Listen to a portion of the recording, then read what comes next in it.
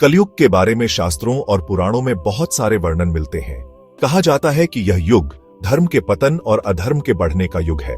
कलयुग में सबसे बुरा क्या होगा, इसे अलग अलग ग्रंथों ने अलग अलग तरह से बताया है। मुख्य बिंदु इस प्रकार हैं। कलयुग की सबसे बुरी बातें। धर्म का पतन, लोग सत्य, दया, त्याग और धर्म को छोड़ देंगे। लोभ और स्वार्थ का बढ़ना, हर व्यक्ति केवल अपने लाभ के लिए काम करेगा। माता पिता का अनादर, संतानें अपने माता पिता का सम्मान और सेवा नहीं करेंगी। स्त्रियों का अपमान, नारी का शोषण और अनादर बढ़ेगा। भ्रष्टाचार और अन्याय, राजा, नेता और अधिकारी न्याय नहीं करेंगे, बल्कि स्वार्थ और लालच में डूबे रहेंगे। भक्ति और श्रद्धा का अभाव, लोग भगवान और धर्म में आस्था कम कर देंगे। पाखंड और दिखावा ज्यादा होगा। मित्रता और रिश्तों में विश्वास का टूटना, रिश्ते केवल स्वार्थ के लिए निभाए जाएंगे।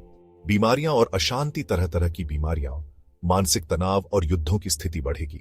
प्रकृति का असंतुलन, नदियां सूखेंगी, वर्षा असमय होगी, पर्यावरण प्रदूषित होगा।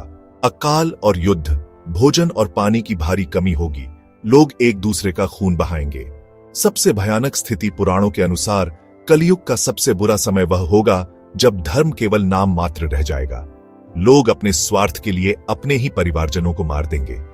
जीवन इतना कठिन हो जाएगा कि लोग थोड़े से भोजन और जल के लिए भी युद्ध करेंगे। लेकिन शास्त्र यह भी कहते हैं कि कलयुग में भगवान का नाम जप सबसे सरल और शक्तिशाली उपाय है। जो भी सच्चे मन से हरि, राम, कृष्ण या किसी भी आराध्य का नाम जपेगा, वह कलयुग के कष्टों से बच सकता है। कलयुग का अंत कैसा होगा? मानव जीवन की स्थिति, उम्र बहुत कम हो जाएगी। लोग मुश्किल से 20-30 वर्ष तक ही जी पाएंगे। शरीर कमजोर होंगे, बीमारियां बढ़ेंगी। माता पिता और संतान एक दूसरे के शत्रु बन जाएंगे। लोग केवल धन और भोजन के लिए हत्या तक कर देंगे। प्रकृति का विनाश, सूर्य की तपन असहनीय होगी। नदियां और समुद्र सूखने लगेंगे। वर्षा बंद हो जाएगी, पृथ्वी बंजर हो जाएगी। अन्न और जल के लिए लोग युद्ध करेंगे। धर्म का पतन, धर्म, दया, सत्य, क्षमा आदि चारों स्तंभ पूरी तरह गिर जाएंगे। लोग केवल पाखंड और स्वार्थ में जिएंगे। ब्राह्मण, क्षत्रिय, वैश्य, शूद्र सभी अपनी जातीय और धार्मिक जिम्मेदारियां छोड़ देंगे। समाज की दुर्दशा, स्त्रियों का केवल भोग के लिए उपयोग होगा। विवाह और रिश्तों में कोई पवित्रता नहीं रहेगी। लोग चोरी, झूठ, कपट और हत्या को सामान्य मान लेंगे। कोई किसी पर विश्वास नहीं करेगा। हिंसा और युद्ध, छोटे छोटे कारणों से महायुद्ध होंगे। लोग लोहे और हथियारों से एक दूसरे को मारेंगे। अंत समय में भाई भाई, पिता पुत्र और मित्र मित्र तक आपस में युद्ध करेंगे। अंतिम समय, कल के अवतार श्रीमद्भागवत महापुराण और विष्णु पुराण के अनुसार जब अधर्म अपनी चरम सीमा पर पहुंच जाएगा, तब भगवान विष्णु कल की अवतार धारण करेंगे। कल की अवतार शंभल ग्राम, उत्तर प्रदेश के बदायूं जिले के पास बताया गया है, में विष्णुयश नामक ब्राह्मण के घर जन्म लेंगे।